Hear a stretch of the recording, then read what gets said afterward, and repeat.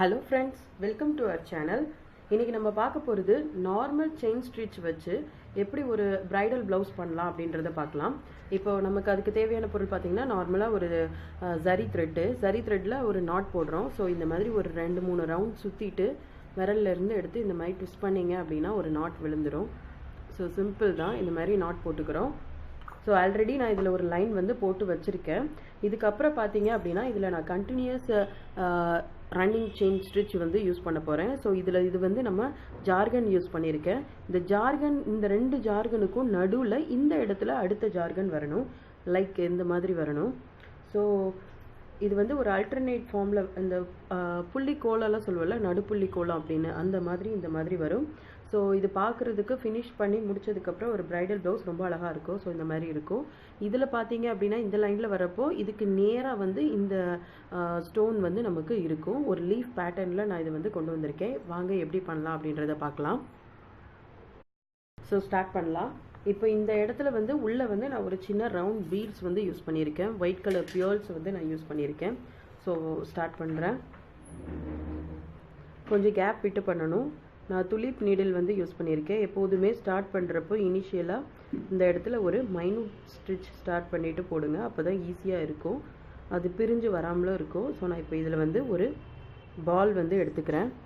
பால் வந்து எடுத்து இதில் யூஸ் பண்ணுறேன்.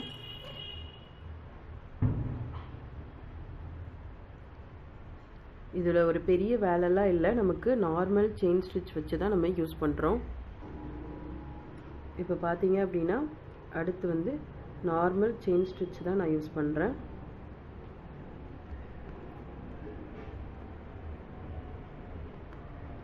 இப்போ நெக்ஸ்ட்டு வந்து இந்த இடத்துல நமக்கு ஜார்கன் வேணும். ஸோ நான் அந்த இடத்துல ஜார்கன் வச்சு அது உள்ளே வந்து ஒரு பீட் போடுறேன். ஒயிட் பியல் போடுறேன்.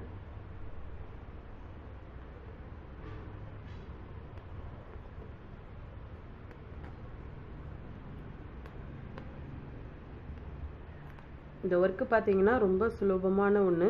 சீக்கிரமாகவும் முடிஞ்சிடும். ஆனால் நம்ம முடிச்சதுக்கப்புறம் பார்த்தீங்கன்னா ப்ளவுஸ் ரொம்ப அழகாக இருக்கும். ஸோ இந்த இடத்துல அடுத்து அகெயின் ஒரு ஜார்கன் வேணும்.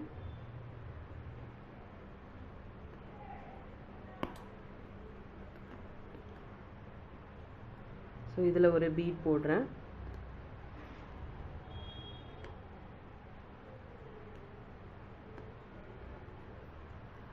இந்த மாதிரி கீழே வரைக்கும் கொண்டு போயிடலாம்.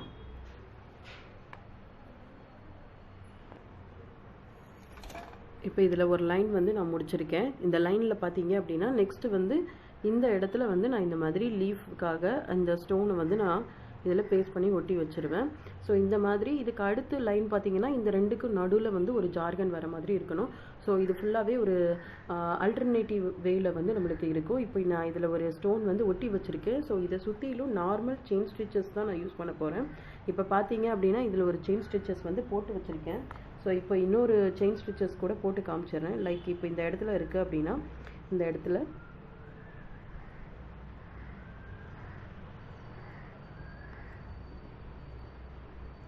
இந்த மாதிரி நார்மல் செயின் ஸ்டிச் தான். இதில் வேறு எந்த ஒரு ஒர்க்குமே எக்ஸ்ட்ரா ஒர்க் எதுவுமே இல்லை.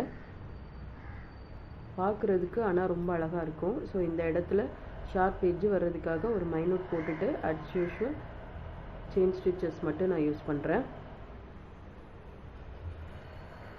ஆனால் இதில் பார்க்க வேண்டிய ஒரு விஷயம், இது பக்கத்துலேயே நம்ம போடக்கூடாது. கொஞ்சம் தள்ளி போடணும். நம்ம பக்கத்தில் போட்டால் என்ன ஆகுனா நம்ம அந்த செயின் ஸ்டிச்சஸ் வந்து உள்ளே போயிடும். ஸோ கொஞ்சம் தள்ளி போடணும். நான் க்ளோஸ்அப் வியூலையே உங்களுக்கு காமிக்கிறேன்.